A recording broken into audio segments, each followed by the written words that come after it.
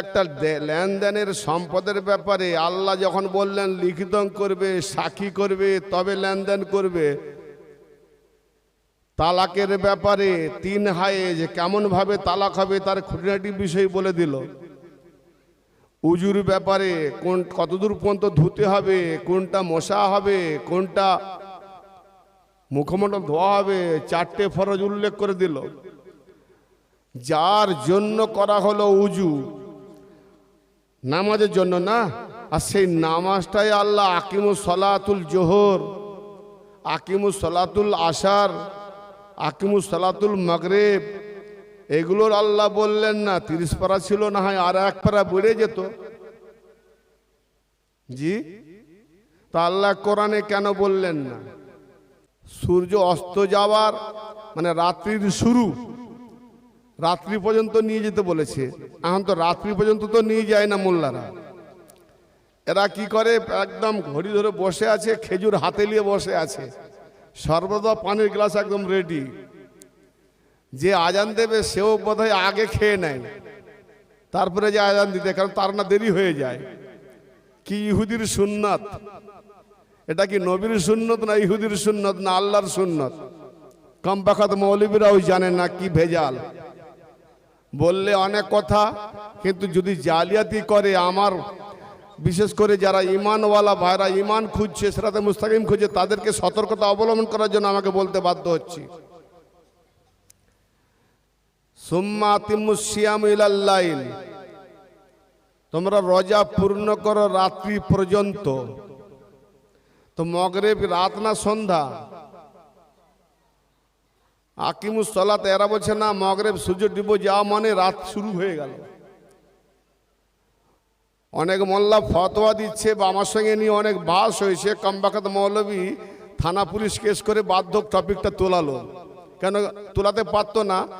রোজা ইফতার সম্পর্কে কিছু বলতে গিয়ে আমার কিছু ডাইরেক্ট ইন্ডিকেট কথা বলা হয়ে গেছে, যে কারণে দেখলাম যে এটাকে নিয়ে যদি ঘষা মাজা করি তাহলে আমার বিরুদ্ধে একটা ক্রাইম কেস হতে পারে। ফলে দেখলাম ঠিক আছে বাবা, উঠিয়ে দাও, নেক্সট বারে আর ইন্ডিকেট করবো না, একবারে ছিলে দেবো। তো শবে-বরাত মাস শুরু হবে, শ্রাবণ মাস, ফের রোজার তারাবির খারাপি শুরু করবো টপিক ইনশাল্লাহ। মৌলবী ভাইয়েরা যে শিয়া ফতোয়া দিয়ে এড়িয়ে যায়, আমি তাদের কাছে রাখছি আরজু, শিয়া মানে কাফের, মুশরিক, বেদাত, এটা প্রমাণ করে দাও যদি হালালি মায়ের বেটা হয়ে থাকো। এর থেকে বড় কথা আছে? শিয়া মানে দেখাও ডিকশনারিতে, অভিধান দিয়ে, লোগাত দিয়ে, যে এটা শিয়া মানে কাফের, শিয়া মানে বেদিন, শিয়া মানে বেদাত, প্রমাণ করো। মানুষরা সাধারণ মূর্খ, বোঝে না। শিয়া, হ্যাঁ, ও বাবা শিয়া, এরা জাহান্নামী। আম মানুষ কিছু বোঝে না। সেই হাদিস মুস্তাদরাক হাকিম, যে মসজিদ ভর্তি নামাজি হবে, একটাও ইমানদার থাকবে না, সব বেঈমান নামাজি হবে। এবার বলুন ইমাম সাহেব, আপনার মসজিদে লোক হয়নি তার মানে ভর্তি নেই, তাহলে যে কটা আছে ইমানদার আছে, এখানে আলহামদুলিল্লাহ বলবো না ইন্নালিল্লাহ বলবো? ইমানদার যারা, ভর্তি হলেই তো বিপদ ছিল, কারণ তার বাণী মোতাবেক বোঝা যায় যে এখানে মসজিদ ভর্তি নামাজি হবে, সব বেঈমান হবে। এই হাদিসটা উড়াতে পারলে তাহলে আমার উপরে রাগ করো। কাউদে বসে ফাঁকা জায়গায় দেখাচ্ছি আশহাদু আল্লাহ ইলাহা ইল্লাল্লাহ, আঙুল তুলে দেখাচ্ছি, ওই তো আল্লাহ, আমি সাক্ষী দিচ্ছি, শিরক নয়? এই যে আঙুল তুলে আগের দিকে দেখানো, যদি আল্লাহকে না চেনে আঙুল ওঠায়, শিরক। 5 ওয়াক্ত নামাজের মধ্যে আমি পুরো শুরু থেকে শেষ পর্যন্ত পুঙ্খানুপুঙ্খভাবে শিরক ছাড়ার ইবাদত নাই, এটা আমি প্রমাণ করে দেবো ইনশাআল্লাহ। নবী ने फरमाया मौला, যেখানে ইমান, দিন, ইসলাম, নামাজ, রোজা, কলেমা, হজ, যাকাত সবকিছু মোকাম্মল পূর্ণাঙ্গ দিনের ঘোষণা হলো, তার নাম হলো গদরে কুম। এবং পূর্ণাঙ্গ ওখানে ইসলাম, ইমান, দিন তামাম করা হলো। গদরে খুমের পরে কোনো দলিল নাই।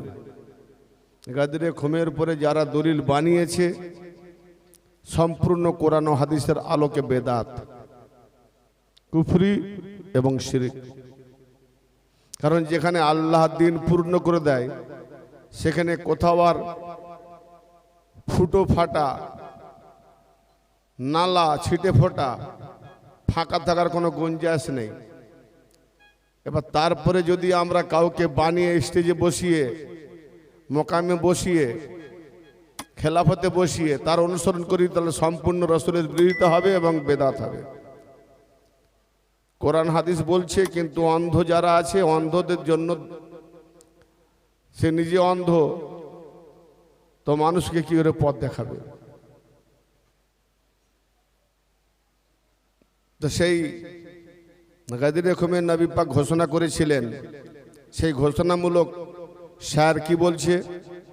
नबी ने फरमाया मौला शान अली की, मौला अली पाक शान नबी पाक फरमिয়েছিলেন, नबी ने फरमाया मौला शान अली की बस। बस কেন বলা হয়? কোরআন পাকে বিসমিল্লাহ দিয়ে শুরু, বিসমিল্লাহর প্রথম হরফ বা, আর সূরা নাস হলো শেষ, আর নাসের শেষ হরফ হলো সিন। তো বেসিন বাস, বাস মানে কি? আদ নয়, যথেষ্ট, মোকাম্মল, কমপ্লিট, বাস। আর বাসটাকে যদি একটু ঘুরিয়ে দেওয়া যায়, বা আগে সিন পরে বাস, সিনটাকে যদি আগে করি, বেটাকে পরে করি, তাহলে কি হবে? সব। তার মানে বাস যেখানে যথেষ্ট সেখানে আছে সব। তো সব যেখানে আছে, আবার নতুন করে তার গজামিল ঢোকাবার অর্থই হলো 72 ফিরকার জাহান্নাম। এই জন্যে শার কি বলছে? নবী ने फरमाया मौला शान अली की बस एक ही सनद है अली और नबी की। कलमा पढ़े दिने तौहीদের উপরে ঈমান আনবো, আর ঈমান আনার পরে যে সিরাতে মুস্তাকিমে চলবো, তাহলে ঈমান আনার জন্য কলমা, তাওহীদ ও রিসালাত দরকার, আর আমল করার জন্য যে পথ দরকার সেটা হলো নবী। ঈমান আনার জন্য নবী মুস্তাফা, আর সিরাতে মুস্তাকিমে যে অতিক্রম করব আমলের সাথে, সেটা হলো আলী মুর্তজা। এই জন্যে শায়ের বলছে, এর যে আলী থেকে অন্ধ, সে সেখানেও অন্ধ। নবী নে ফরমায়া মৌলা। দেখেন, এটা বলার আগে সহজে হয়তো অনেকে বুঝতে পারবে না যে এটা কেমন কথা, কোথায় দলিল আছে। দলিল তো অবশ্যই আছে, তো অন্ধ কি করে দেখবে? যে আলী থেকে যে অন্ধ, আলীর ফাজাইল, আলীর তারিফ, প্রশংসা কিভাবে কোরআন হাদিসে করা হয়েছে, এ থেকে অধিকাংশ 72 ফিরকার অন্ধ, জানে না। তারা একটাই জানে, কলেমা পড়ো আর যত গুনাহ খাতা করো, সুদ খাও, ঘুষ খাও, বাটপাজি করো, 2 নম্বরই করো, 4 নম্বরই করো, নামাজ পড়ো, সব গুনাহ মাফ।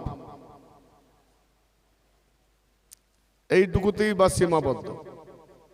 গুনাহ যখন মাফ হয়ে যায় নামাজ পড়লে, তাহলে আর অত আলী অলি এসব অত জেনে ধরে লাভ নাই। তো এটা হলো মুল্লাদের ধর্ম। আর মাওলার ধর্ম দুনিয়া থেকে নিয়ে আসমান ব্যাপী, এমনকি কাবা ঘরের ভেতরে ঢুকেও যদি নূহ নবী আলাইহিস সালামের মতো, বাবা আদম আলাইহিস সালামের মতো যদি হায়াত পাও 1000 বছর, আর ওই হায়াতে সারা জীবন রোজা রেখে আর সারা জীবন নামাজ পড়ে যদি কাবার ভেতরে মারা যাও, যদি আলী আর আহলে বায়তের প্রতি ঈমান না থাকে, তাহলে কোনো হিসাব নিকাশ দরকার নাই, সোজা জাহান্নাম। তাহলে আমল কাজে লাগবে কোথায়? উল্টো আমল হলে কাজে লাগবে, বিপরীত রোগ বাড়বে। ব্যথার জায়গায় দিয়েছে লাগাতে মলম, আর ভেতর থেকে রোগ সারবে খেতে দিয়েছে ট্যাবলেট বা ক্যাপসুল। আর অহংকার বশত আমি নিজের, আমার পয়সায় ঔষধ, আবার ডাক্তারের পরামর্শ মানবো কেন? অতএব আমি মলম খাবো আর ক্যাপসুলকে ছিঁড়ে ভেতরের পাউডার ব্যথা লাগাবো, তো রোগ বাড়বে না কমবে? আর দ্বিতীয় কথা হচ্ছে ডাক্তার প্রেসক্রিপশনে লিখে দিয়েছে ক্যান্সার বুকসুল হয়েছে, তার ভালো করার যে ঔষধ লিখে দিয়েছে যে সকালে একটা ক্যাপসুল, বিকেলে একটা ক্যাপসুল, রাত্রে একটা ক্যাপসুল দেখে দিয়েছে প্রেসক্রিপশনে। এই দেখো, সকালে একটা, বিকেলে একটা, রাত্রে একটা। এই রুগী দেখে নিয়ে ক্যাপসুল না ক্রয় করে, ক্যাপসুল না কিনে, এই যে লেখা আছে ডাক্তার যেমন দেখিয়েছে ওইভাবে ঘরে গিয়ে রোজ পাঠ করে ডাক্তারের মতো। সকালে একটা ক্যাপসুল, বিকেলে একটা ক্যাপসুল, আর রাত্রে একটা ক্যাপসুল। মনে মনে ভাবে তাড়াতাড়ি ভালো হয়ে যাবে বুকসুল। তো যদি ক্যাপসুল লিখে দেওয়ার পরে ক্যাপসুল কিনে যদি সেবন না করে, না খায়, রোজ যদি প্রেসক্রিপশনটা যদি পড়ে, বছরকে বছর পড়ে, রোগ বাড়বে না কমবে? বুকসুল বাড়বে না কমবে? ঠিক আজকে আমরা ইবাদত তাই করি, যা পড়ি তা জানি না। মৌলভী সাহেব বলেছে 2, 4, 5, 10টা সূরা মুখস্থ করো, এইভাবে ওঠো, এইভাবে বসো, এইগুলো পড়ো। কিন্তু কোথায়, কোন জায়গায় কোনটা পড়তে হবে, কি প্রয়োগ করতে হবে, মানে মতলব জানলাম না। আর ওই সূরা ফাতিহা বলছে কার কাছে যেতে হবে, সেই ডাক্তারের কাছে না গিয়ে আমি নিজে পড়তে লেগেছি প্রেসক্রিপশন, মানে কোরআন প্রেসক্রিপশন পড়তে লেগেছি। তো এতে বেমারি বাড়ছে। কিসের বেমারি? না মোনাফেকিতার বেমারি, ইমান হারার বেমারি, নেফাকের বেমারি, শিরকের বেমারি, বেদাতের বেমারি, আখেরে কাফের হে মরবে, এত বড় বেমারি।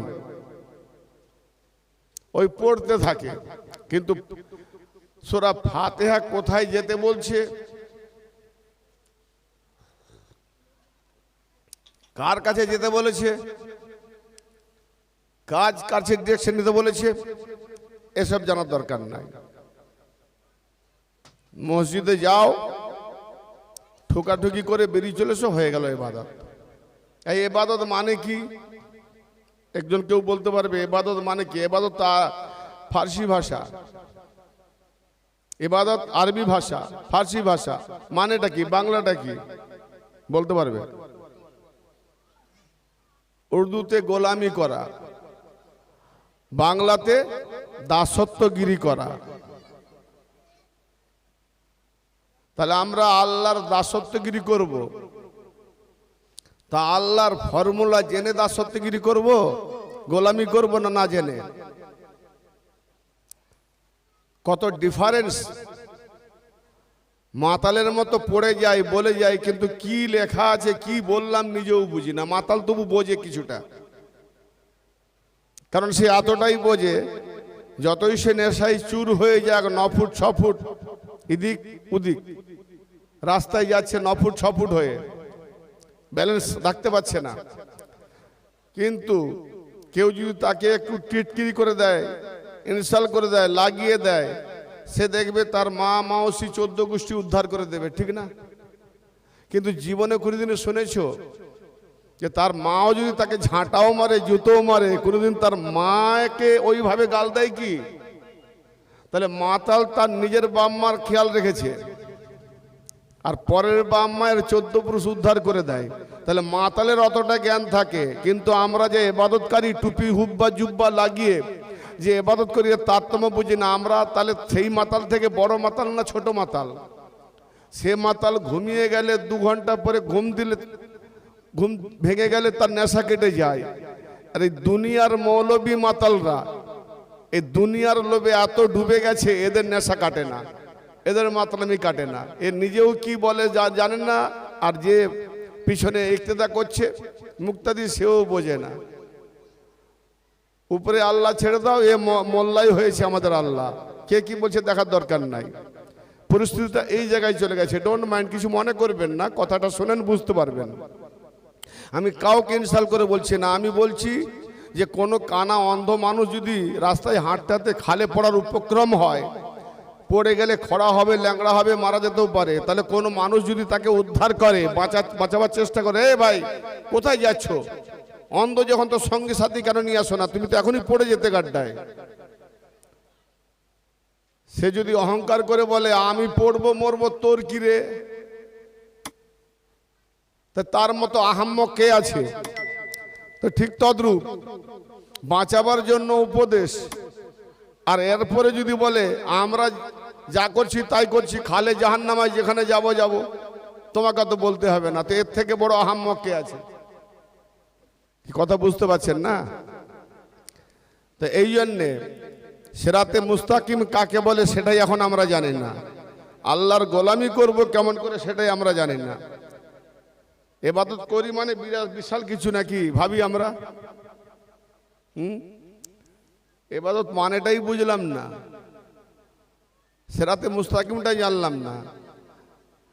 যে কোনো কর্ম করতে গেলে আগে জ্ঞান, তারপরে করা, ঠিক না বেঠিক? আগে জানো তারপরে করো, না জেনে করা মানে মরণ।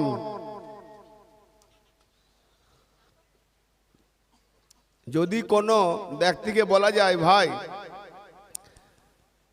হাওড়া যাব, আপনি একটু ড্রাইভিং করে দিন না, আমার হাতটা ভেঙে গেছে, অসুস্থ, আমি তো স্টার্টিং ধরতে পারবো না। আচ্ছা আচ্ছা ঠিক আছে, আপনার উপকার করে দেবো। তো উঠে তাকে লক্ষ্য করছি, সেই স্টার্টিং ব্রেক সব কিছুই জানেন না, সে আলফাল করছে। আমরা এই ভাই তোমাকে ডাক্তারি করতে হবে না, ড্রাইভারিগিরি করতে হবে না। তো ড্রাইভারি কাজ না শিখে যদি সে ড্রাইভিং করে তাহলে সেও যাবে জাহান্নামায়, আর যে চাপবে সেও যাবে জাহান্নামায়, ঠিক না বেঠিক? তো যাদেরকে আমরা অনুসরণ করি আগে দেখে নাও তার ড্রাইভিংটা ঠিক আছে না বেঠিক আছে, তা না হলে তোমাকেও সে নিজেও জাহান্নামায় যাচ্ছে, তোমাকেও জাহান্নামায় ফেলবে। ড্রাইভিংটা দেখো। কেন বুঝছো না? আল্লাহ মানুষকে বিবেক দিয়েছে। আল্লাহ মানুষকে বিবেক দিয়েছে, বিবেককে কেন কাজে লাগাচ্ছে না? সেই বিবেকের যিনি মাস্টার হেদায়েতকারী তিনি হলেন মাওলা আলী আলাইহিস সালাম। বলুন সুবহানাল্লাহ। তো শায়ের কি বলছে যে नबी ने फरमाया मौला शान आली की बस एक ही सनद है आली और नबी की। কারণ কায়নাতকে সৃষ্টি করার জন্য নবী পাকের দরকার সনদ। সনদ মানে দলিল, সূত্র, যার দ্বারাতে সৃষ্টি। এবং যিনি আল্লাহর তাওহীদ বাণী আনবেন তিনি হলেন নবী। আর তাওহীদ বাণী আনলেন, সেই তাওহীদ বাণীর পরিচালনা কে করবে? মাওলা আলী। দলিল সূরা রাদ 13 নম্বর সূরা, আয়াত নম্বর 7, সূরার নাম রাদ। আল্লাহ পাক বলছেন ইন্নামা আনতা মুনজির আলি কুল্লি কওমিন হাদ। হে মাহবুব, হে নবী, আপনি কেবলমাত্র সতর্ককারী। আল্লাহ তার নবীকে বলছেন আপনি কেবলমাত্র সতর্ককারী। ওয়ালি কুল্লি কওমিন হাদ। খুব সূক্ষ্ম দেমাগে বোঝার চেষ্টা করবেন, কারণ আমি হেজা গেজা কাহিনী কেসা বলার লোক নয়। কারণ গল্প কাহিনী বললে দুনিয়াবি চিত্রে খুব ইন্টারেস্ট লাগে, সিনেমার মতো, বুঝলে না? তো এই জন্যে হেজা গেজা না বলে ভালো করে বোঝার চেষ্টা করবেন। আল্লাহ পাক ইরশাদ করছেন ইন্নামা আনতা মুনজির। নাম্বার বলে দিয়েছি, যদি সন্দেহ হয় কোরআন নিয়ে আসুন, উর্দু, ফার্সি, আরবি, ইংরেজি, বাংলা, যে যে ভাষায় জানে দেখে নেন, প্রমাণ নিয়ে নেন। কোরআন মূল দলিল। কোরআনকে পেছনে রেখে এই কাহিনী কেসা গল্প শুনিয়ে মানুষদেরকে অন্তর জিতে নেয়, তার মানে ক্রীড়া কৌতুক খেলাতে মত্ত। যেমন সূরা জুম্মা, সূরা জুম্মা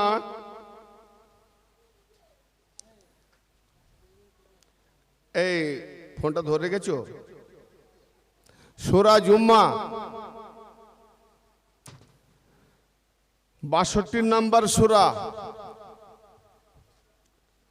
আয়াত নাম্বার 9 থেকে 11, 3টে আয়াত পড়ে দেখে নেবে। আজকে জুমার দিন গেল না? হ্যাঁ হ্যাঁ না? এটাকে কি দিন বলা হয়? শুক্রবার। কিন্তু বিশেষ করে বলা হয় জুমার দিন। জুমা মানে কি?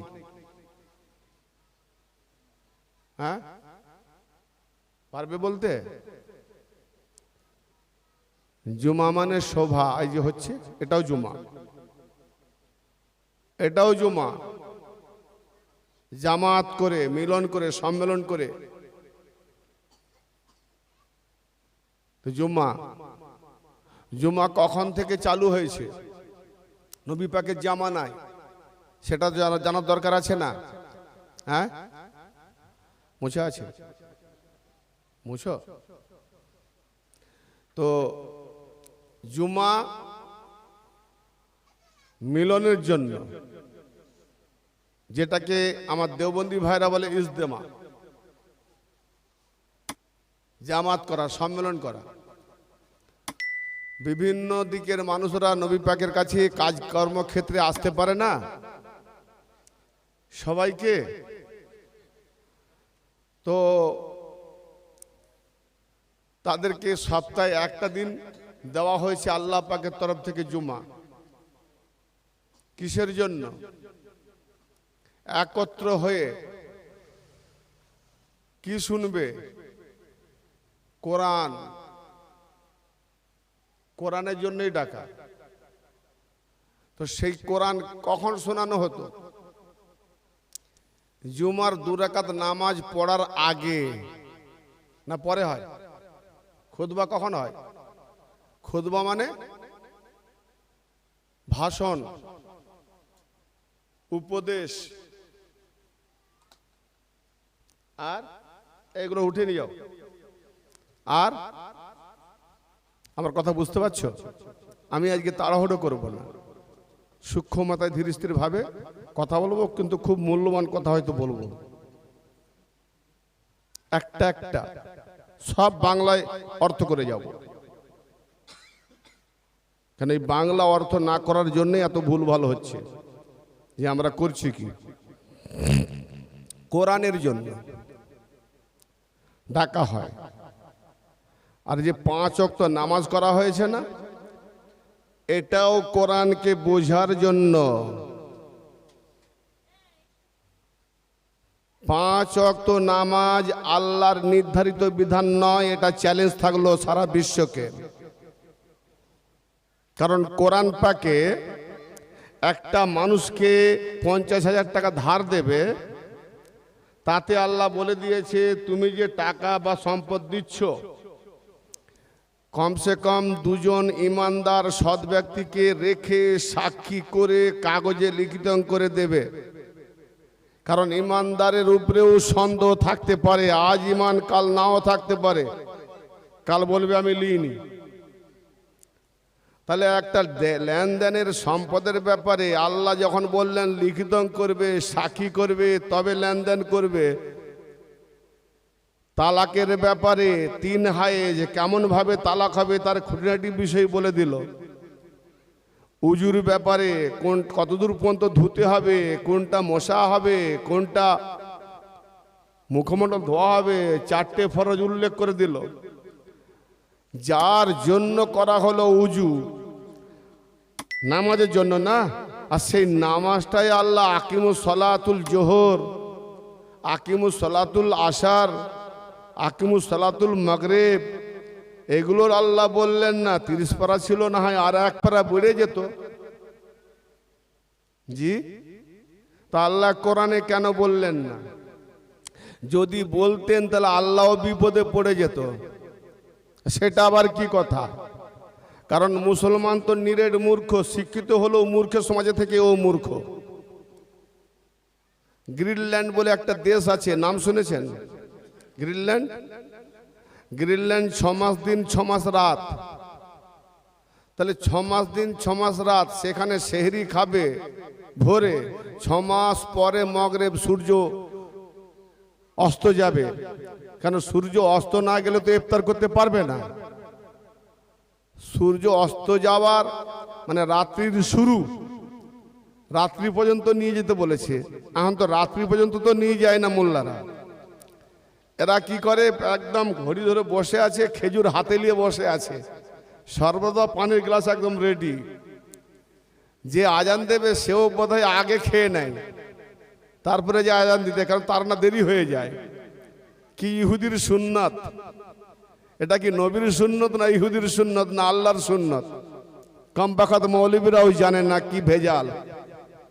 বললে অনেক কথা, কিন্তু যদি জালিয়াতি করে, আমার বিশেষ করে যারা ইমানওয়ালা ভাইরা ইমান খুঁজছে, সিরাতে মুস্তাকিম খুঁজছে, তাদেরকে সতর্কতা অবলম্বন করার জন্য আমাকে বলতে বাধ্য হচ্ছি।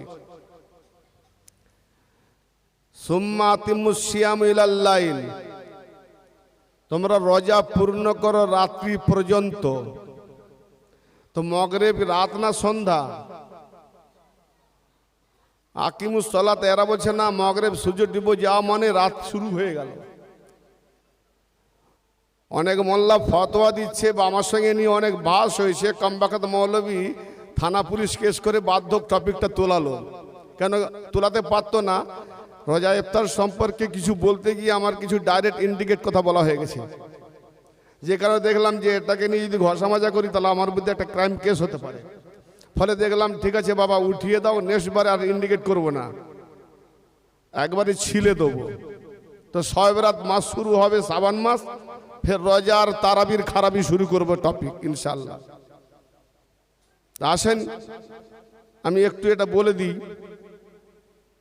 যে আল্লাহ পাক তো কোরআন পাকে বলেছে, যারা বলছে যে সূর্য অস্ত যাওয়া, সূর্য ডুবে যাওয়া মানে যদি রাত হয়, তাহলে কোরআন পাকে আল্লাহ বলছেন আকিমুস সালাতা তরাফাইন নাহার ওয়া যুলাফাম মিনাল লাইল, তোমরা সালাত কায়েম করো, যেটাকে নামাজ করেছে। সালাত আর নামাজ দুটো এক নয়। নামাজ মানে প্রার্থনা করা, সালাত মানে সংযোগ করা। কত ডিফারেন্স! কোরআন পাকে নামাজ নাই, নামাজ ফার্সি ভাষা, এটা পার্সিয়ানদের চাল। হযরত ওমরের জামানায় পারস্য জগৎকে যখন জয় করলো, জয় করার ফলে তাদের ওই রকম 5টা ওয়াক্ত ছিল, সেই 5টা ওয়াক্তে তারা কলম চালিয়ে 5 ওয়াক্ত করেছে। তাদের কিতাব ছিল জিন্দা বেস্তা। ঠিক যেভাবে আজকে ইসলামে দেখছি সম্পূর্ণ পার্সিয়ানদের মধ্যে এগুলো ছিল, তাদের হাতে যখন ক্ষমতা গেল তারা এইগুলো করেছে। আর ভাববেন এটা কিছুদিন পূর্বে, আজকে ধরো না 150 বছর মাদ্রাসা, এর আগে যে মাদ্রাসাগুলো ছিল বা পড়াশোনা হতো সিলেবাস ফার্সিতে। আল্লামা জালালউদ্দিন রুমি ফার্সি, খাজা বাবা ফার্সি, গওস পাক ফার্সি, সব বড় বড় হাস্তিগণ ফার্সি। ফার্সিকে তুলে দিয়ে কি করেছে এখন আরবি, সৌদি আরবের গোলামি করছে না। অনেক কথা আসে। তো পার্সিয়ানরা এটাকে নামাজ, সলাতের জায়গায় নামাজ করেছে। আর সিয়াম বা সোম, সেটাকে ফার্সি ভাষায় করেছে রোজা। আর নামাজের পরে যে জাকাতের কথা বলা হয়েছে, জাকাতের মানেটা আর করেনি, কারণ অন্য মৌলবীরা খেতে পাবেনি। জাকাতের মানেটা আর করেনি। জাকাত আরবি ভাষা, এটা ফার্সিতে করেনি, ধরা পড়ে যাবে। জাকাত মানে পরিশুদ্ধতা, পাক পবিত্রতা। আর এরা মানে করেছে শতকরা 2.5 টাকা চ্যারিটি মাল দাও।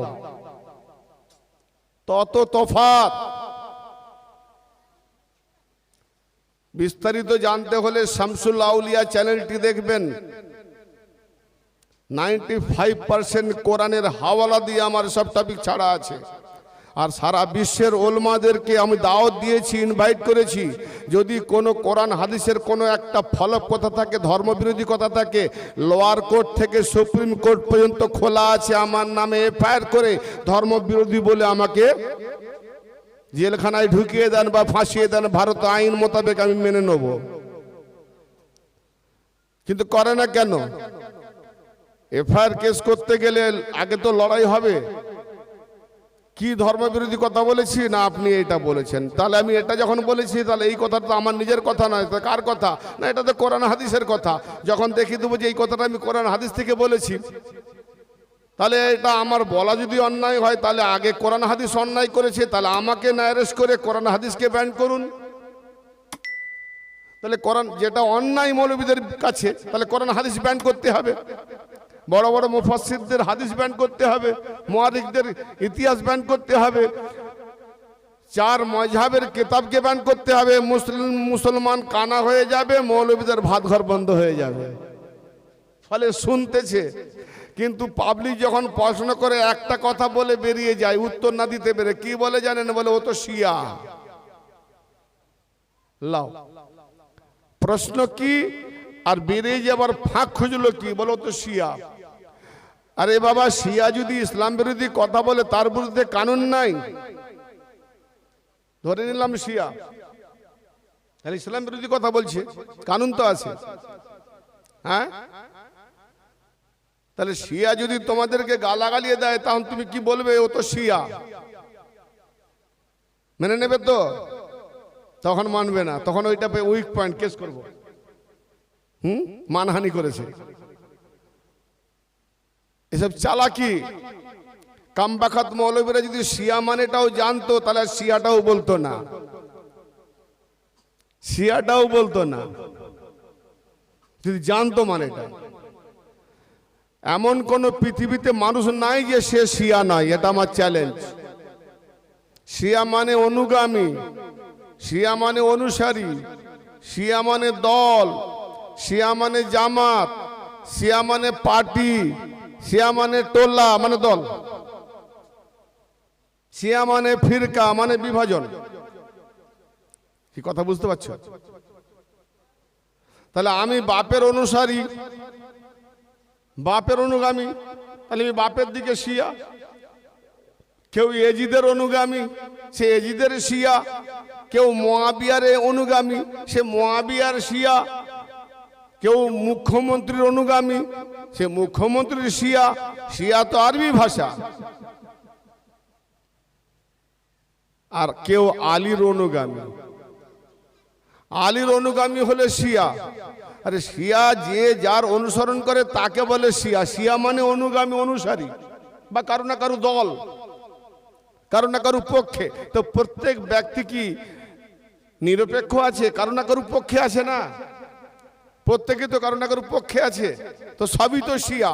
তাহলে বেটা মৌলবী ভাইয়েরা যে শিয়া ফতোয়া দিয়ে এড়িয়ে যায়, আমি তাদের কাছে রাখছি আরজু, শিয়া মানে কাফের, মুশরিক, বেদাত, এটা প্রমাণ করে দাও যদি হালালি মায়ের বেটা হয়ে থাকো। এর থেকে বড় কথা আছে? শিয়া মানে দেখাও ডিকশনারিতে, অভিধান দিয়ে, লোগাত দিয়ে, যে এটা শিয়া মানে কাফের, শিয়া মানে বেদিন, শিয়া মানে বেদাত, প্রমাণ করো। মানুষরা সাধারণ মূর্খ, বোঝে না শিয়া। হ্যাঁ, ও বাবা শিয়া, এরা জাহান্নামী। আম মানুষ কিছু বোঝে না। কিন্তু যারা এখন সোশ্যাল মিডিয়ার যুগ না, গুগলের মাধ্যমে, ইন্টারনেটের মাধ্যমে, সোশ্যাল মিডিয়ার মাধ্যমে এই টপিকগুলো দেখছে, এখন দেখি এই যে আলী আর আহলে বাইতের শানে যে ফাজাইল মানাকে বয়ান করা হয়, শিয়াদের কেতাবে বেশি আছে না তোমাদের কেতাবে বেশি আছে? সুন্নাতুল জামাতের কেতাবে বেশি আছে। এবার সুন্নাতুল জামাতের যে ভাইরা যারা ইমান খোঁজার সন্ধানী আছে, ইমানের সন্ধানী, ইমানের অনুসরণে থাকে, তারা দেখছে বাংলা কেতাব বেরিয়ে গেছে, উর্দুতে বেরিয়ে গেছে, ইংরেজিতে বেরিয়ে গেছে, হিন্দিতে বেরিয়ে গেছে। প্রত্যেকটা রাষ্ট্রে, প্রত্যেকটা দেশে প্রদেশে তার ভাষাতে সব অনুবাদ হয়ে বেরোচ্ছে। তারা ডাইরেক্ট আরবি না পড়তে পারলেও অনুবাদ পড়ছে, পড়ে দেখছে যে আমাদের কেতাবে মওলা আলী, ফাতেমা, হাসান, হোসেন, 12 ইমাম, 14 মাসুম, এনাদের ফজল তো ভরা পড়ে আছে। তাহলে আজ পর্যন্ত কেন এই কেতাব পড়ছে বুখারী, মুসলিম, তিরমিজি, আবু দাউদ, ইবনে মাজাহ, নাসাই, মুসনাদ ইবনে হাম্বল, ইমাম তাবরানি, এসব কেতাব কেন এরা পড়ছে? পড়ার পরও কেন এগুলো বলছে না? আমরা বাংলা মানে পড়ে দেখতে পাচ্ছি এই তো সব ফজল আছে। তাহলে এইগুলো যারা বলে তারা শিয়া, তার মানে এই কেতাবগুলো যারা লিখেছে এরা তো শিয়া। হ্যাঁ, কেতাবগুলো যারা লিখেছে, তাহলে কেতাবগুলো ছেড়ে দাও। তুমি কি দিয়ে মৌলভী সাহেবগিরি করবে? বুখারী ছেড়ে দেবে, তিরমিজি ছেড়ে দেবে? তার কোরআন তো বোঝো নাই।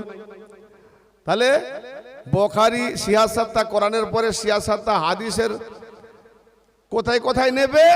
যেখানে নিজেদের দল বাড়ানো যায়। হ্যাঁ, আজকে আমরা এক চেটিয়া লেগে আছি মসজিদ ভর্তি যেন নামাজি হয়। আমাকে অনেক জায়গায় দাওয়াত দিয়ে বলে ইমাম সাহেবরা, হুজুর একটু নামাজে নিয়ে ওয়াজ করবেন। কেন? মসজিদের লোক হয় না, মাত্র 10-12টা, ভোরে তো 3-4 জন, কখনো কখনো একা। আমি বললাম আলহামদুলিল্লাহ। বলে আপনি আলহামদুলিল্লাহ বললেন, এখানে তো বলা দরকার ইন্নালিল্লাহ। আমি বললাম ভাই আপনার জ্ঞান না থাকলে কি আমি অজ্ঞানী?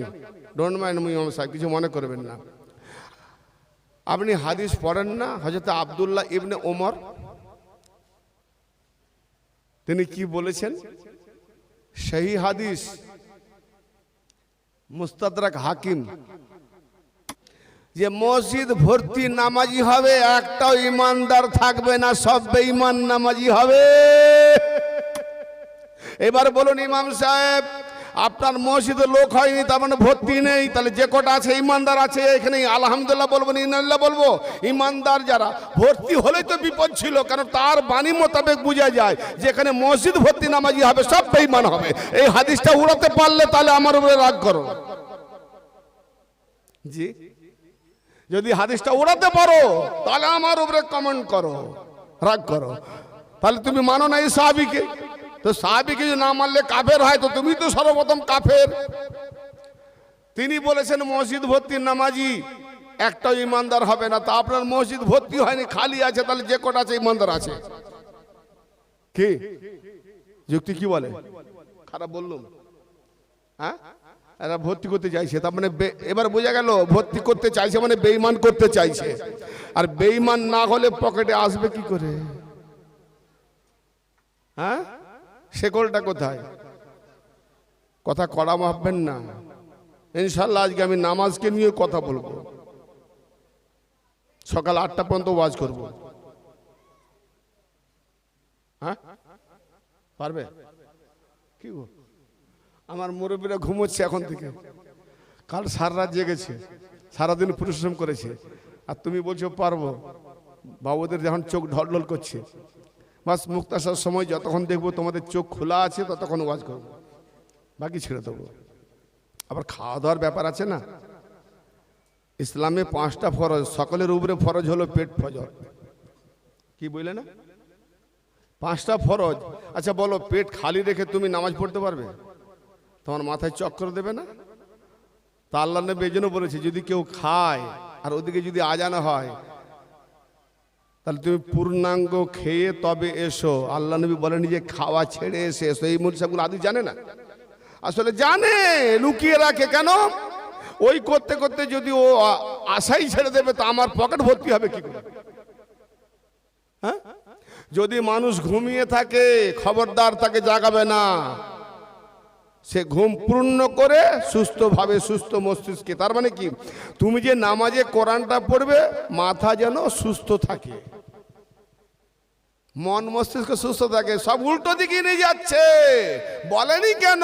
ওই যে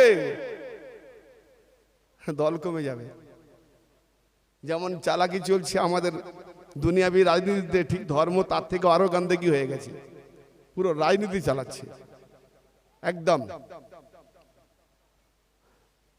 ব্রাদার মিল্লাত,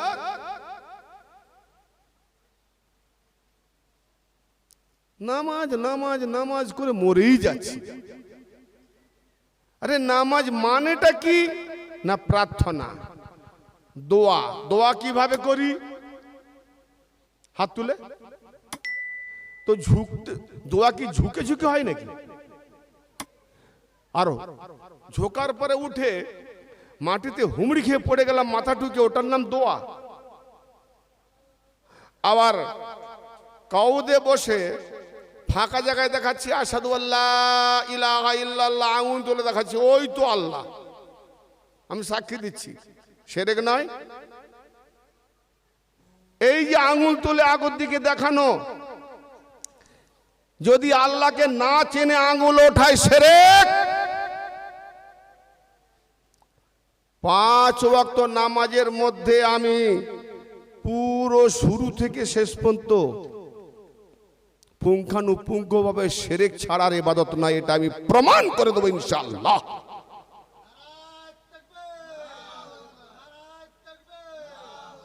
আর তুমি আমাকে বলছো শিরক করতে, মসজিদে আসে না,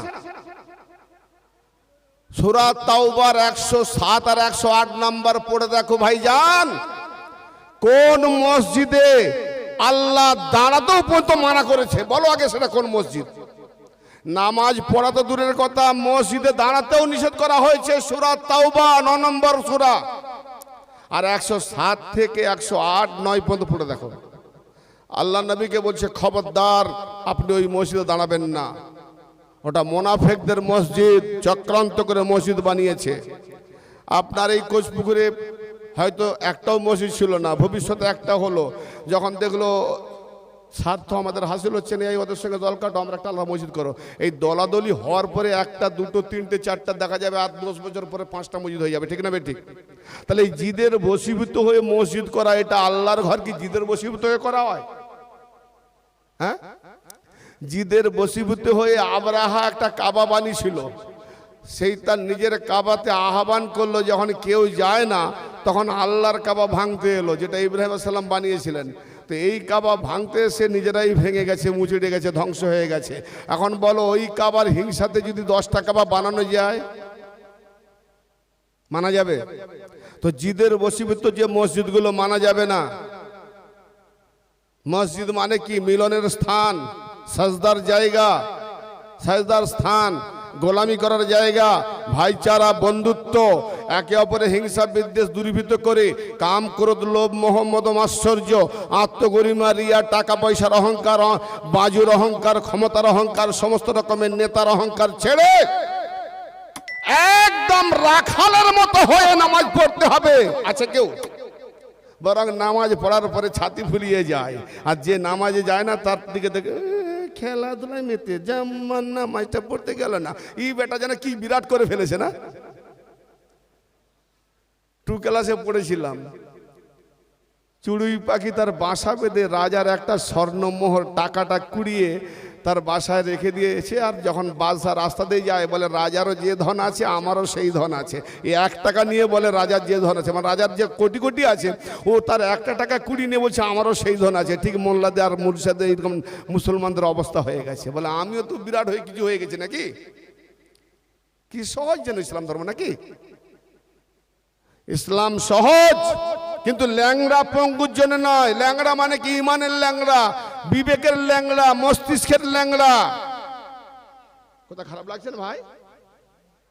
আমাকে প্রমাণ দেন, আমি মেনে নেবো। আপনার পায়ে হাতে ধরেই মেনে নেবো, সত্যটা প্রমাণ দেবেন। বসতেও বাধা কোথায়? সরাসরি আলোচনা করতে বাধা কোথায়?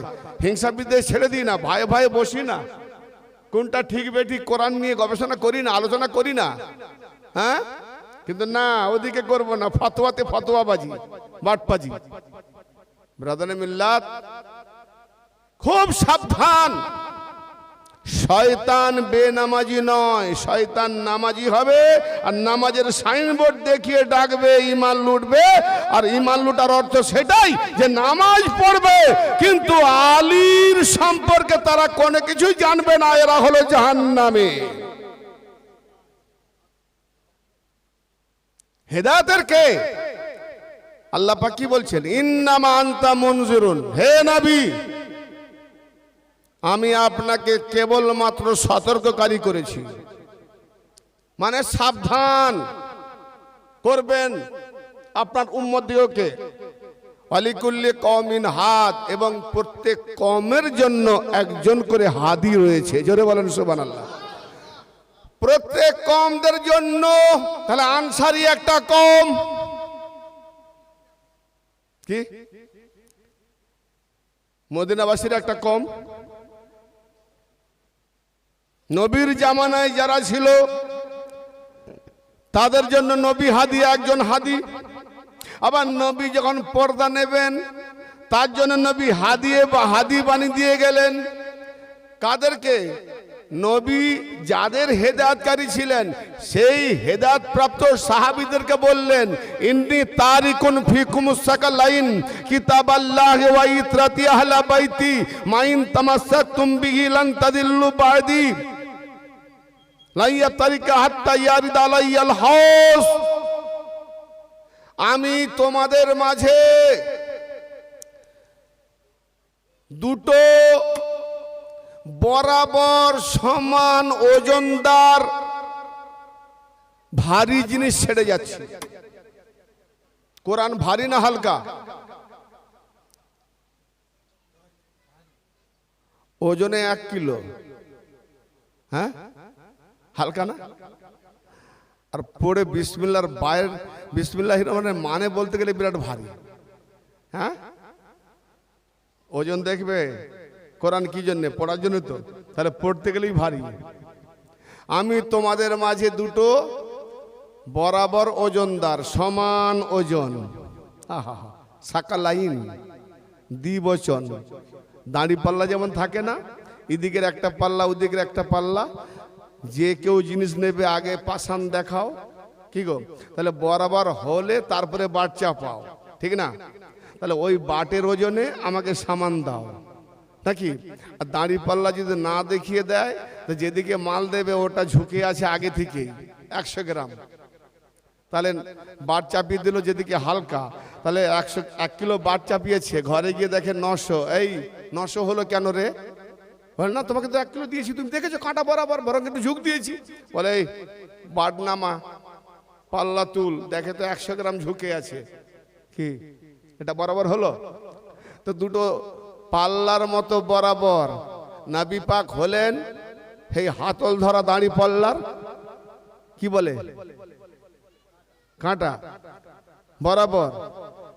হ্যাঁ, আর কোরআন একদিকে, আহলে বায়াত একদিকে, জোরে বলেন সুবহানাল্লাহ। বরাবর বরাবর ভারী ওজনদার জিনিস দিয়ে যাচ্ছি। এখন এক পাল্লাটা নেবে, আরেক পাল্লা ছিঁড়ে ফেলে দেবে, কাফের হবে না মুমিন থাকবে? আল্লাহ নবী বলছেন, আমি তোমাদের মাঝে ভারী ওজনদার দুটো জিনিস দিয়ে যাচ্ছি, যদি তোমরা মজবুত সহকারে আঁকড়ে ধরে থাকো কখনো গোমরাহ হবে না। তাহলে নবী বাঁচিয়ে দিয়ে গেছেন গোমরাহ থেকে, আর আমরা কোরআন ধরেছি, আহলে বায়াত ছেড়ে দিয়েছি, নবীর কথা মেনেছি। তাহলে যারা নবী নবী করে এরাই হলো প্রকৃত নবীর দুশমন, কারণ নবী যেটা দেয় সেটাই ছাড়ি। হ্যাঁ, আল্লাহর দেওয়া কোরআন মেনেছি, নবীর দেওয়া আহলে বায়াত মানি না। তার মানে লা ইলাহা ইল্লাল্লাহ মানে, মুহাম্মাদুর রাসূলুল্লাহ মানে না, দাজ্জালের বাঁদিকে চোখ কানা, আহলে বায়াত মানে না, কোরআন মানে, এরা হলো দাজ্জাল। দাজ্জাল মানে প্রতারক। কথা বুঝতে পারছো? পরিষ্কার বুঝে যাচ্ছে? তাই দুটো জিনিস দিয়ে ছেড়ে দিয়ে গেলেন নবী পাক। কাদেরকে দিলেন? জোরে বলো। উম্মত। আমরা উম্মত, আমরা তো তখন ছিলাম না, তাহলে তো বলতো আমি তাদের মাঝে ছেড়ে যাচ্ছি, মানে আমরা আসবো। তাহলে এটাই তো ভাষা হবে যে আমি আমার আগত উম্মতের মাঝে ছেড়ে যাচ্ছি, যারা উম্মতরা আসবে। কিন্তু নবী কি বললেন? আমি তোমাদের মাঝে ছেড়ে যাচ্ছি। তাহলে সম্মুখে কেউ ছিল? কারা ছিল? সাহাবা। তাহলে সাহাবারা যারা ছিলেন নবীর, তাদেরকে বলে গেছেন। তাহলে নবী তো হেদায়েত দিয়েছেন, তারপরেও কেন আবার বলছে যে এই দুটোকে ধরে থাকলে, তার মানে ঈমান মৃত্যু পর্যন্ত যেটা আমার দেওয়া জিনিস, সেটা যদি না ধরে রাখো, তাহলে সাহাবী সাহাবী থাকবে না, খারাপই হয়ে যাবে। তাহলে যে দুটো জিনিস দিয়ে যাচ্ছি, কি দিয়ে যাচ্ছি? কোরআন। আর দ্বিতীয় কি? ইতরাতে আহলে বায়াত। ইতরাত মানে আমার রক্ত সম্পর্ক, আহলে বায়াত মানে আমার পরিবার, বিবি নয়। রক্ত সম্পর্ক, বিবি রক্ত সম্পর্ক হয় না, পরের মেয়ে। আর ইতরাত মানে আমার রক্ত থেকে, আমার রক্ত থেকে, তাই নূর থেকে। তাহলে একজন হলো নবী পাকের জান, সে হলো আলী। সূরা মুবাহহালার আয়াত দেখে নাও, তাকে নবীর নাফস করা হয়েছে। আল্লাহ নিজেও বলেছে আলী হলো আমার নাফস। কুল্লু নাফসুন জায়কাতুল মাউত, প্রত্যেক নাফসের মৃত্যু হবে। আল্লাহর নাফস আলী। তাহলে আল্লাহও বলছে ওমাই ইউআযিরুল্লাহ, হ্যাঁ, আল্লাহ পাক সূরা আলে ইমরানের 30 নম্বর আয়াতে বলছে যে আল্লাহ পাকের নাফসের, খুব গরম লাগছে, এটা খুলে দিচ্ছি। আপনাদের ঠান্ডা লেগেছে? হ্যাঁ, লাগেনি তো? সে ঠান্ডা নেই, আমার গরম লাগছে, ঘাম দিচ্ছে। ওয়াইহাযিরুল্লাহু নাফসাহু,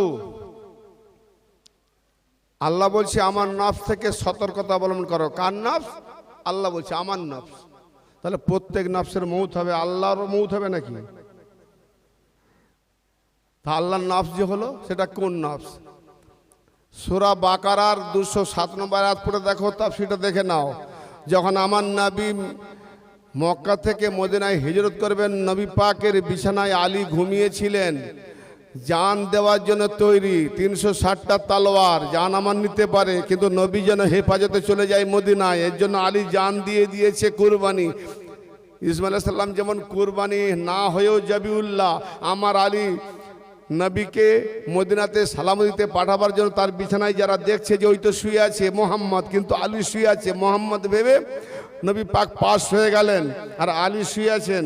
আর ওদিকে আল্লাহ নবীর উপরে নাজিল করেছে, আমিনান নাসে মাইয়াসরি নাফসাহু ইবতিগা মারদাতিল্লাহ ওয়াল্লাহু রাউফুম বিল ইবাদ। যে মানুষদের মধ্যে হতে যে ব্যক্তি আল্লাহকে নফস দেয়, বিক্রি করে দেয় এবং আল্লাহর খুশিকে কিনে নেয়, তাহলে আল্লাহ নফস কিনে নিল কার? আলীর। কি আলীর নফস আল্লাহ কিনে নিল। আচ্ছা, আমি যে জিনিসটা কিনবো সেটা আমার না অন্য কারুর? আমি কোন জিনিস কারুর কাছ থেকে কিনলাম, আপনাদের কাছ থেকে একটা জিনিস আমি কিনে নিলাম, সেটা ছিল কেনার আগে আপনাদের, এখন কিনে নিয়েছি, এখন আমার না আপনাদের, তাহলে আমার না। তো আলীর ছিল নাফস, বিক্রি করে দিয়েছে আল্লাহকে, তাহলে ওই নাফসটা আলীর নেই। তাহলে আলীর কাছে কি এলো? আলীর কাছে এলো আল্লাহর রেজা। অতএব আলীকে যে মানবে সে হবে রাদি আল্লাহ, আলীকে যে না মানবে সে হবে লানাতুল্লাহ। হ্যাঁ, আর আলীর নফস আল্লাহ কিনে নিয়েছে, আর তাই আল্লাহ বলছে ওই হাজরুকুমুল্লাহু নাফসাহু, আল্লাহর নফস থেকে সতর্কতা অবলম্বন করো,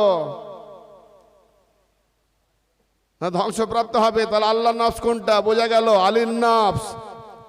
তাহলে মরার আগে মরে গেছে, আল্লাহকে দিয়ে বসে আছে কি জি? তাহলে আল্লাহ যার নফস কিনে নেয় সেই আলীকে মোল্লারা চিনে না, আর যারা নফসের পূজারী, নফসের গোলামি করে তাকে ধরে রেখেছে আগে। খুব সাংঘাতিক ব্যাপার। হ্যাঁ, সবাই বুঝবে, কাহিনী কেসা শুননেওয়ালা তাদের মাথায় ঢুকবে, ধর্মটা জিদ দিতে চলছে, জিদের বশীভূত। মানি না, এরকম তো জিদ্দি মূর্তিগুলো আরবেও ছিল, নবী পাকের বিরুদ্ধে জিদ্দি করেছিল, নবী পাকের বিরুদ্ধে আলফাল বলতো। আর নবী পাককে আলফাল বলার কারণে আল্লাহ সূরা কালামের 13 নম্বরে আল্লাহ কি বলেছে জানেন? যারা নবী আর আল্লাহ পাকের বানানো হাদির বিরুদ্ধে ইনসাল করে, টন্টিং করে, তাদেরকে আল্লাহ সূরা কালাম দেখে নাও, সন্দেহ থাকলে নিয়ে আসো, দেখিয়ে দেব।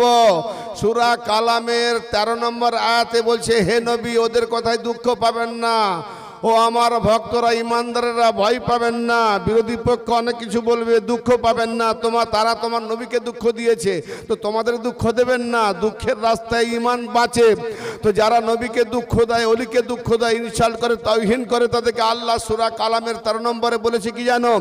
উতুলিম বাদা জালিকা জানিম, হে নবী ওই কর্কশ লোকের কথায় দুঃখ পাবেন না, ওরা হলো হারামজাদা। অবাক হচ্ছেন? নতুন বলছি, মোল্লারা তো বক্সায় বাম্মার নামে কোরআন পড়ে, জানবে কি করে? আর জানলেও এড়িয়ে যায়। তা আল্লাহ গালাগালি দিল, অসঙ্গতি লাগছে নাকি? আচ্ছা, আল্লাহ যেটা বলবে কোরআন আমি বলবো না, রেখে দেবো নাকি লুকিয়ে? অবাক হচ্ছেন? আগেও বলেছি কোরআন নিয়ে আসো, সন্দেহ হলে। আল্লাহ গালাগালি দিয়েছে, সূরা আল আরাফের 179 নম্বর আয়াতে দেখো, সূরা বাকারাতে দেখো, বিভিন্ন সূরাতে আল্লাহ বলছে কাকে নসিহত শোনাচ্ছেন? ওদের না আছে কান, ওরা শুনতে পায় না, দেখতেও পায় না। তাহলে দেখতে যখন পায় না, ফের নবীর রাস্তায় অবরোধ কি করে জিহাদ করে? দেখতে অন্ধরে যায়। তারা মানে সত্যকে দেখতে পায় না, সত্য শুনতে পায় না, এদেরকে বধির বলেছে। শুনে কিন্তু সত্য শোনে না, দেখে সত্য দেখে না, হককে দেখে না, বোঝে কিন্তু হক বোঝে না, কুফরি বোঝে। এদেরকে অন্ধ, বধির আর অন্ধ, বধির, বোবা, বিবেকহীন, কুত্তার থেকেও খারাপ, শুয়ারের থেকেও নিকৃষ্ট। দেখো সূরা আল আরাফ। অবাক হচ্ছেন? আমি কোরআন পড়ে হাবা, ইয়া আল্লাহ এ কি অবস্থা! মানুষ সর্বসৃষ্টি, সৃষ্টির সেরা, আপনি বানালেন, আবার আপনি তাকে হারামজাদাও বলছেন। কুকুর শুয়ার নিকৃষ্ট জানোয়ার থেকেও নিচ করছেন। তা আমি আবার চিন্তা করলাম বাস্তবে তাই হতেই পারে, কারণ যে ফেরেশতাদের উপরে স্থান পায়, মুআল্লিমুল মালায়েক শিক্ষক হয়, ফেরেশতাদের ইমাম হয়, সে যদি আদমকে সেজদা না করার জন্য শয়তান হয়, তো এ মানুষ তো আরো তার থেকে নিচে, অত বড় মুআল্লিম নয়। সে যত ইবাদত করছে বা এখনো করছে, তার এক ছেটা পরিমাণে মানুষরা করতে পারে না। তো এরা তো আরো নিচে। কি জি, শয়তান আদমকে সেজদা করে না কেন? না বাহানা দিল ওটা মাটির তৈরি, আমি আগুনের তৈরি। আচ্ছা, শয়তান মাটির তৈরি, তার মানে মাটির উপরে হিংসা, মাটিকে নিজ ভেবেছে, মাটিকে অপদার্থ ভেবেছে, মাটিকে ছোট ভেবেছে, মাটিকে ঘৃণা করে, তার জন্য সেজদা করলো না। তাহলে আসমান জমিন এমন কোনো একটা পরিমাণ জায়গা খালি নাই যে শয়তান সেজদা করেনি। তাহলে শয়তান জমিনও সেজদা করেছে। তাহলে জমিনটা কি মাটির নয়? তাহলে জমিনটাও মাটির, তাহলে মাটিতে মাথা ঠুকে সেজদা করেছে। কিন্তু আদমকে মাটি দিয়ে বানানো হয়েছে, তাই মাটি তৈরি বলে সেজদা করলো না। তার মানে মাটির উপরে হিংসা নয়, মাটি একটা বাহানা।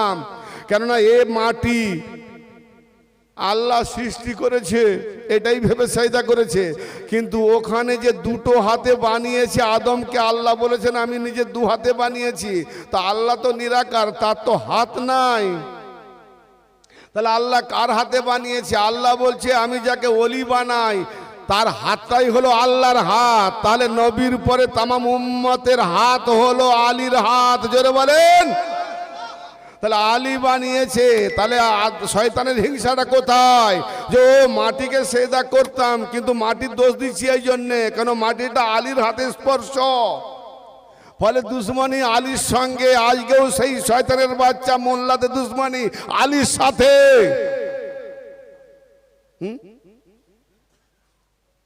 কি বুঝতে পারছেন?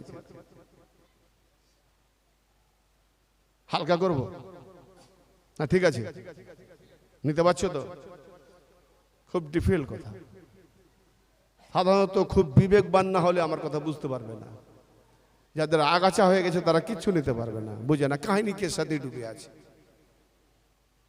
ব্রাদার মিল্লাত এই নিয়ে বলছে, এই একটা আয়াতের উপরে আমাকে এত দূর পর্যন্ত ব্যাখ্যা করে আসতে হলো। ইন্নামা আনতা মুনজিরু আলা কুল্লি কওমিন হাদ। নবী সতর্ককারী, সাবধানকারী প্লাস হেদায়েতকারী, কিন্তু নবীর পরে আর কোন নবী আসবে না। আলা কুল্লি কওমিন হাদ, প্রত্যেক কম, প্রত্যেক জাতির জন্য আল্লাহ বলছে হেদায়েতকারী একজন আছে। আজকে তো নবী নাই, জাহেরে আছে। সাহাবাদের জামানার নবীর হাতে কলমা পড়েছে, সাহাবাদেরকে হেদায়েত দিয়ে গেছে। কি দিয়ে গেছে? কোরআন আর আহলে বায়ত। কি তো যারা আহলে বায়তের পেছনে ছিল তারা সাহাবী, যারা আহলে বায়তের আগে চলে গেছে খারাবি। হ্যাঁ, কেননা তুমি দরুদ শরীফ পড়বে না নামাজে? পড়ো তো, আল্লাহুম্মা সাল্লি আলা মুহাম্মাদিন ওয়া আলা আসহাবে মুহাম্মাদ। দেখেছ, আলিওয়ালা থাকলেই ভুল ধরবে আমার। ওয়া আলা আসহাবে হবে না? কি হবে? ও আলা আলে। আচ্ছা, তো যদি সাহাবী আওলাদের আগে নয়, জুমার খুতবাতে 1 নম্বরে আবু বকর কি করে হলো? নবুর আওলাদ নাকি? মুফতি সাহেব জবাব দেবেন। নামাজ পড়বে আবু বকর, ওমর, উসমান। আল্লাহুম্মা সাল্লি আলা মুহাম্মাদিন ওয়া আলা আলি মুহাম্মাদিন কামা সাল্লাইতা আলা ইব্রাহিম পড়বে না দরুদ ইব্রাহিমি? তাহলে আলী যদি পিছনে থাকে, হাসান হোসেন পিছনে থাকে, নবীর আওলাদ পিছনে থাকে, আর দরুদ পড়নেওয়ালা আগে থাকবে, এটা কুফরি নয়? হায়, তাহলে কার কাছ থেকে দিন নেব? ইমাম শিরিন বলেন ইলম হলো দিন, অতএব কার কাছ থেকে দিন নিচ্ছ একটু ভেবে চিনতে নিও। রাওয়াহুল বুখারী, কোরআনের পরে যার বাড়ি তার নাম সহিহ বুখারী। তাহলে বোঝো আমরা ওই রকম যারা আহলে বাতের গুস্তাকি করে আগের দিকে গিয়েছে বা তাদেরকে আগে রেখেছে, আমরা অধিকাংশ ওই পীর মাননেওয়ালা, ওই মৌলবী মাননেওয়ালা। এবার ভেবে দেখো সঠিক দিনে আছো না গুমরাহিতে আছো।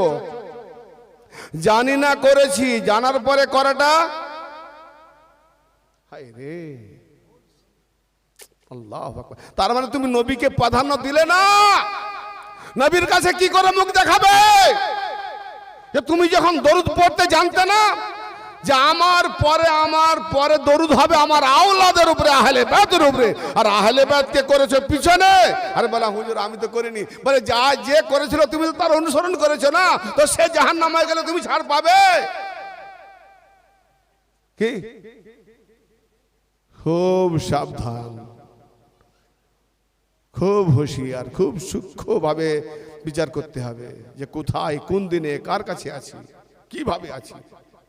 বাঁচো, নিজের পরিবারকেও বাঁচাও, নিজে জাহান্নাম থেকে বাঁচো আর আহলে পরিবারকেও বাঁচাও। বারবার এগুলো কোরআন ও হাদিসে উল্লেখ এসেছে, ভাববার বিষয় নয়।